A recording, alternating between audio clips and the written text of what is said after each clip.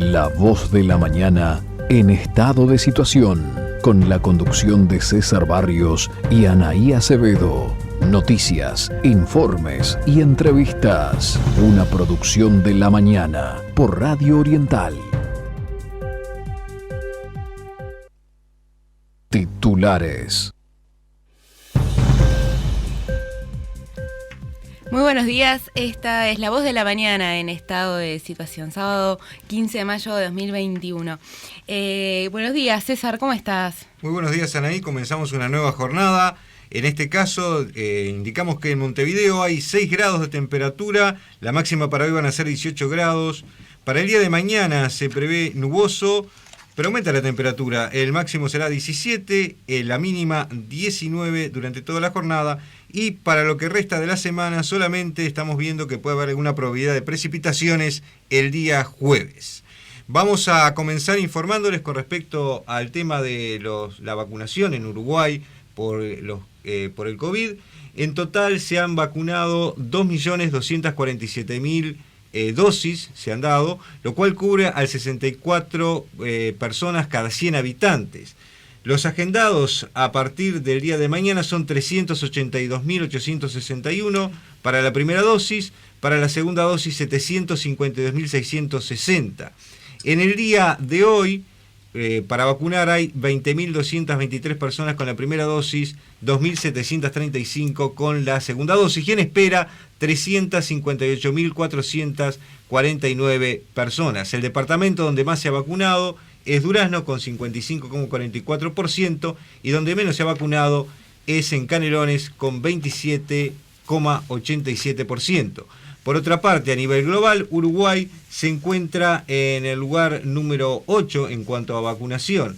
En primer lugar está Israel, seguido por Reino Unido, Emiratos Árabes Unidos, Bahrein, Hungría, Chile, Estados Unidos y Uruguay. Detrás de Uruguay viene Alemania y Serbia. Muy bien, así que sigue avanzando Uruguay con la vacunación. Vamos con los principales titulares de la semana. Ex jerarcas de INAU podrían ser denunciadas por ocultar archivos. El Instituto del Niño y Adolescente del Uruguay, INAU, podría denunciar penalmente a la ex directora de Sumarios y a su superior inmediata, la ex directora de Jurídica, por el ocultamiento de 171 expedientes de sumarios e investigaciones administrativas, donde se incluía el maltrato a menores. Los hechos se inician a mediados del año pasado, al jubilarse la directora del Departamento de Sumarios, lo que ocurre pocos días después de asumir el nuevo directorio. Cuando ingresa quien ocuparía su cargo, se encontró en la oficina con un armario donde había 171 expedientes que estaban sin tramitar, algunos desde 2013. Entre los expedientes sin trámite hay desde procedimientos disciplinarios que puedan terminar en una amonestación simple hasta casos de maltratos de menores en los hogares o de sumarios por robos de mercaderías o insumos. Ninguno de estos está finalizado. Muchos de ellos tienen la instrucción realizada por el investigador con los detalles del caso, donde se sugiere ampliar la investigación o sancionar al involucrado. La directora de sumario los recibió, pero no les dio trámite que hubiera consistido en elevarlos a la dirección de Jurídica. El vicepresidente del INAU, Aldo Velázquez, dijo que la mayoría de los casos han quedado impunes porque prescribió la capacidad sancionatoria. En declaraciones a La Mañana, Velázquez manifestó que llamó la atención que el directorio de INAU autorizara a la exdirectora de sumarios a jubilarse el 17 de julio de 2020, para hacer efectivo el retiro el 30 de julio. La autorización fue dictada en la última sesión del directorio que se retiraba.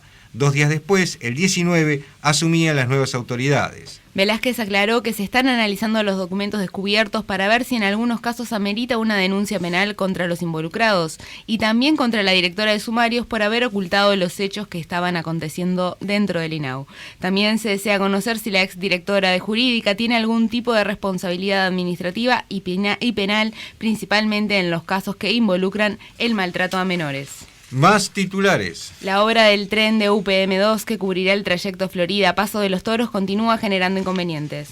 A los atrasos en pagos y la situación de vecinos que aguardan la resolución de las expropiaciones, se suman los problemas sanitarios y en los últimos tiempos las dificultades económicas que por lógica complican el avance de las obras. Las diferentes empresas que han sido contratadas para prestar distintos servicios en el desarrollo de la obra han pasado por distintas realidades.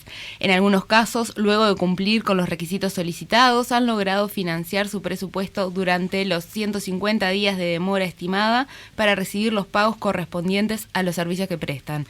Otras pequeñas empresas, a pesar de lograr asociarse, han desistido continuar trabajando ante el riesgo de tener que cerrar sus puertas. Los empresarios entrevistados por la mañana confirmaron las demoras en los pagos en oportunidades de más de 150 días, a la vez que solicitaron mantener su anonimato por el temor de no cobrar o de que nunca más nos vuelvan a llamar, dijeron. Pero es cierto, a veces no responden llamados y ni te contestan los correos, según señalaron a la mañana. Además, vecinos del departamento de Durazno que habitan zonas que sufrían la expropiación de buena parte de sus terrenos para la obra vial, denuncian que tanto el Ministerio de Transporte y Obras Públicas como la empresa constructora aún no brindaron información sobre los plazos a expropiar ni el dinero que brindarán como pago, lo que es fundamental para algunos de los vecinos, ya que afirmaron: debemos gran parte de nuestra casa y no sabemos qué vamos a hacer. En tanto, la empresa ha sido objeto de planteos por parte de los representantes sindicales de Zunca que trabajan en la obra. La aparición de 100 casos de COVID-19 entre los funcionarios, con más de 400 en cuarentena en la actualidad, derivó en una reunión entre los sindicalistas y los representantes de la empresa. En la obra no habría control sanitario por parte del Ministerio de Salud Pública y a la empresa le es imposible mantener un estricto protocolo por el tipo de trabajo que se realiza, además de carecer de una estructura adecuada para poder resguardar a las personas que deben permanecer en cuarentena y así evitar contacto con las personas afectadas. Por último, el contrato de construcción de la vía se pasó a una empresa privada, la que es responsable de conseguir los fondos. Esto fue confirmado a la mañana por el diputado Eduardo Luz, quien expresó que la empresa privada está teniendo problemas para conseguir los fondos a través de los préstamos por una serie de dificultades a nivel bancario y producto de la realidad actual.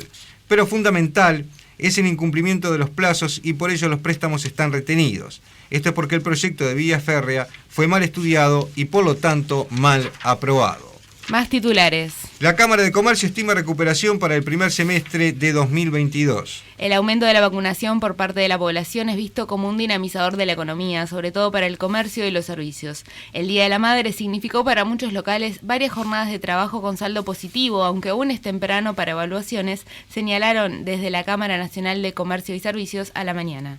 Junto a Navidad, el Día de la Madre es considerado como el día más importante de la actividad comercial y de servicios, en el que se suelen superar récords de ventas y los sitios de esparcimiento se ven colmados. Marcel Burgos, presidente de la Cámara Uruguaya de Franquicias, señaló que hubo un aumento del 20% de las ventas en el pasado Día de la Madre en comparación con el año pasado, lo que significó una bocanada de respiro para el comercio, que se había enlentecido desde mediados de marzo a raíz del aumento de los casos. En tanto, Julio César Lestido, presidente de la Cámara de Comercio y Servicios del Uruguay, dijo a la mañana que se había previsto una recuperación del comercio para este año, pero que la misma se vio enlentecida.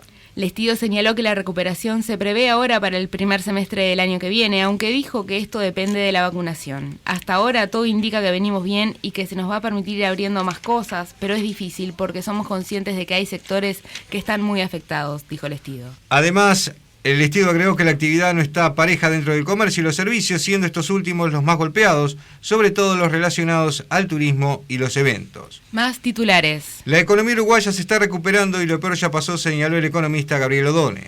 Las estimaciones que maneja Odone para este año son alentadoras, pero aclara que el crecimiento esperado no va a compensar la contracción que tuvo el año pasado. En una larga charla con La Mañana, el doctor en Historia Económica y docente de la Universidad de la República dijo que Uruguay debería darle un mayor protagonismo al sector público en este año en particular. Odone dijo que la actualidad desafía a los gobernantes a pensar una agenda que mantenga cosas claves que Uruguay tiene como señas de identidad, como lo son la estabilidad política, la estabilidad social, la previsibilidad, el mantenimiento de las reglas de juego, pero en el marco de algunas reformas que eventualmente tienen que ser modificadas. Dentro de ello, el economista incluyó lo que es la flexibilización del Mercosur. Además, mencionó que la crisis de pandemia le volvió a dar al Estado un protagonismo central. La economía se desplomó y el empleo se destruyó, por lo cual al sector privado le cuesta mucho coordinar decisiones que conduzcan rápidamente a soluciones sociales. Al mismo tiempo, estimó que la economía este año va a crecer entre un 2 y un 2,5%, pero que no va a compensar la contracción que tuvo el año pasado, que fue de 5,7%. Por lo tanto, cuando termine el 2021, la actividad todavía va a estar por debajo de la que teníamos en 2019. En materia de empleo, la situación es similar o incluso más grave. El economista señaló que cuando termine el 2021 aún se tendrán menos empleos que el que se tenía al cierre de 2019. Respecto a las recomendaciones para el país, el entrevistado apuntó que Uruguay debería arriesgar un poco más y darle mayor protagonismo al sector público en este año en particular. Creo que nuestro país debería haber desplegado una aceleración de los programas de obra e infraestructura durante el 2021 y 2022, dijo Done. Por último, respecto a la situación que vive la frontera, opinó: entiendo perfectamente que dada la situación que atraviesa la frontera es necesario pensar en tomar medidas concretas para pequeños y medianos empresarios muy expuestos a este tema, pero hay que ser muy cuidadosos con qué tipo de cosas se hace porque a veces el remedio puede ser peor que la enfermedad.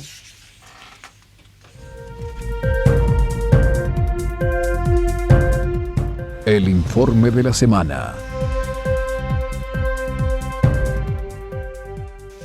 Bueno, en el informe de hoy vamos a hablar de Colombia, que se ha visto envuelta en multitudinarias protestas callejeras desde el pasado 28 de abril. Al descontento social y económico provocado por la pandemia, se agregó también un proyecto de reforma tributaria que claramente no fue bien recibido por la población.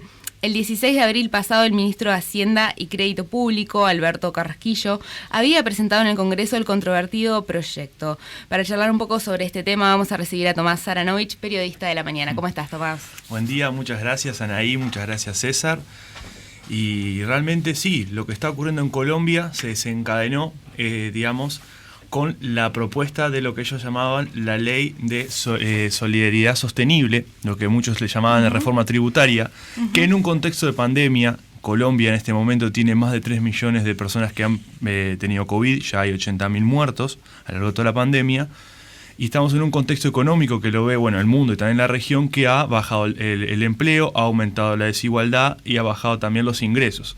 Entonces, en todo ese contexto, Carrasquillo propone una reforma que aplica impuestos a servicios como el agua, servicios como la electricidad, grava impuestos también a los salarios medios y también aplica a impuestos al servicio fúnebre y, lo más importante, al combustible.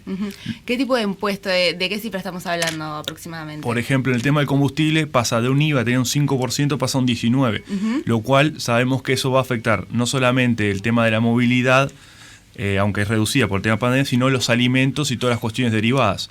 Todo esto fue lo que desencadenó nuevas manifestaciones que ya han venido desde años pasados, impulsados por lo que se llama Comité Nacional del Paro, que agrupa bastantes sindicatos que promueven esta manera de movilización a modo de manifestar el descontento por ciertas medidas que tomó el gobierno.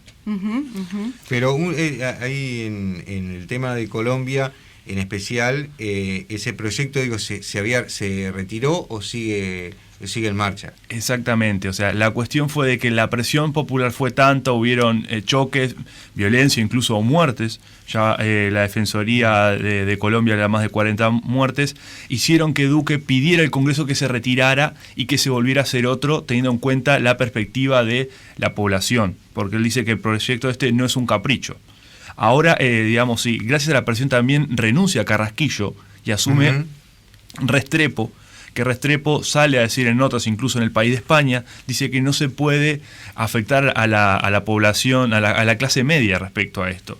O sea, es algo muy importante que lo diga un ministro de Economía, porque a veces los tecnicismos o a veces, las cuestiones ya con la persona de formación burocrática lleva a no tener en cuenta, la situación que pasa un país o el contexto y llevar a cabo estos proyectos que pueden afectar la sensibilidad. Algo similar pasó en Ecuador el año pasado y en el 2019, el año pasado y en el 2019, cuando en el medio de todo el contexto, primero de pandemia, en el 2020 y antes de crisis, Ecuador, que ya había contraído ciertos préstamos y ayudas con el Fondo Monetario, decide aumentar a impuestos contra el combustible y también se desencadenan manifestaciones. Pero hoy día existe un proyecto, que se haya presentado en sustitución, o todavía no. Hasta ahora se está, por toda esta cuestión, se está llevando a cabo reuniones con distintas partes, sectores de la sociedad, y no se ha logrado nada. Si no está hablando de Duque, junto al gobierno quiere hablar e imponer lo que se llama la agenda razonable, hablando de fomentar la vacunación, la cual está muy baja en el país.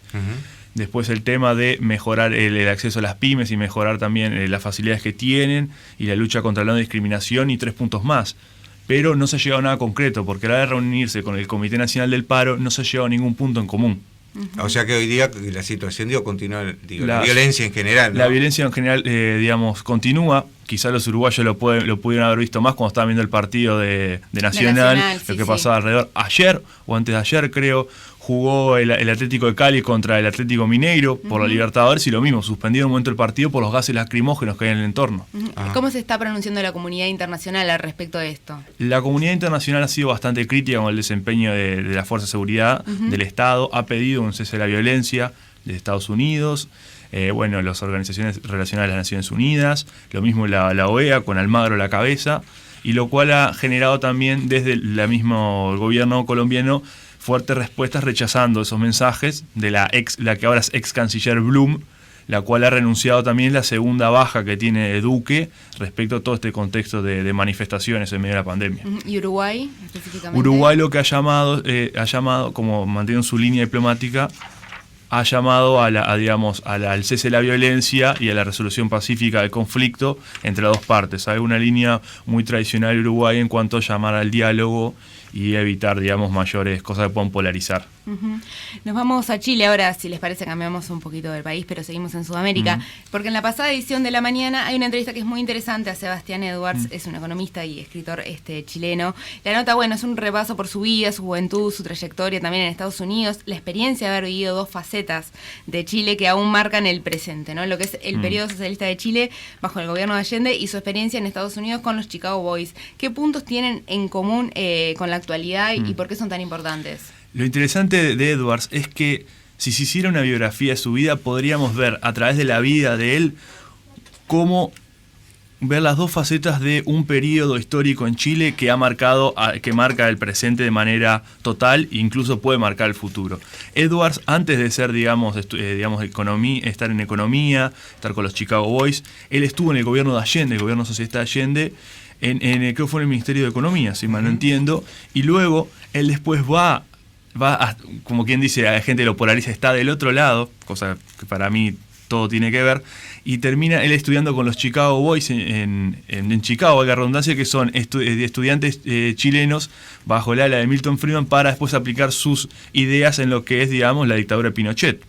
Entonces, esos temas aún polarizan a la sociedad y van a verse repercutidos, se vieron en estas manifestaciones y se ven repercutidos, se van a ver ahora en las elecciones de mañana, las constituyentes, las cuales a la vez, esto es generado por la necesidad de cambio que ve Chile, que a pesar de ser un país de alto ingreso, tiene una gran cantidad de desigualdad, incluso hasta hubo un audio muy polémico de la esposa de Piñera, que comentaba que decía, ahora por las manifestaciones vamos a tener que ceder un poco más, como entiende que hasta la desigualdad ha marcado tanto que es necesario.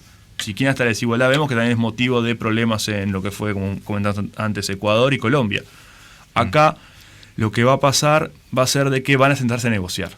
O sea, hay mucha expectativa respecto al cambio constitucional, que no es menor y pasa muy pocas veces en nuestro continente, pero van a tener que negociar y van a tratar se va a poder conseguir cosas. Porque por un lado está lo que son sectores de derecha que se han agrupado para para conseguir mejores cantidad de constituyentes. La izquierda está fraccionada entre el Frente Amplio y el Partido Comunista. Y luego, del otro lado, está lo que es más importante, que hay mucho candidato independiente, que ahí va a ser donde se pueda, cambiar la balanza y ver qué cambios realmente va a lograr. O sea, lo importante es eso, que va a haber consenso y diálogo. Ahora, la situación, de Chile en general, ¿cómo se puede describir? Porque Edward decía que la situación chilena es complicada, pero no terminal, y que la violencia ha sido un problema serio, como lo ha sido la indolencia del gobierno, y que existe la ilusión de que la nueva Constitución resolverá todos los problemas. Pero precisamente, dentro de estas elecciones que elige la Constituyente, además en medio de una pandemia, ¿no? ¿Cómo lo ves vos y qué es lo que puede suceder, este domingo? ¿Quiénes son los que pueden ganar? O si también esto es un testeo al gobierno, cómo se encuentra el gobierno, porque si le va muy mal en la votación de la Constituyente, pueden surgir problemas. Sí. Primero se postergaron lo que fue la fecha electoral por la pandemia, se decidió hacerlo, fue por una votación express de todo el sistema político, eso lo aprobó en su mayoría. Pero lo más importante acá es que, como decía antes, lo que es los sectores de derecha, centro derecho o más hacia el otro lado, ellos han logrado ciertos pactos para poder agrupar sus listas y poder conseguir más cantidad de constituyentes. Una medida muy importante a la hora de conseguir poder, a la hora de negociar, ya que, digamos, esto no va a ser por minoría simple que se aprueben los cambios de la Constitución. Por otro lado, la izquierda va a ser la que va a llegar un poco más debilitada porque, como decía antes, van a haber dos partes. Una parte dirigida por el Partido Comunista de Chile y otra por la coalición llamada Frente Amplio. Eso mismo va a generar de que, digamos, los aliados del gobierno todo tengan más fuerza a la hora de negociar.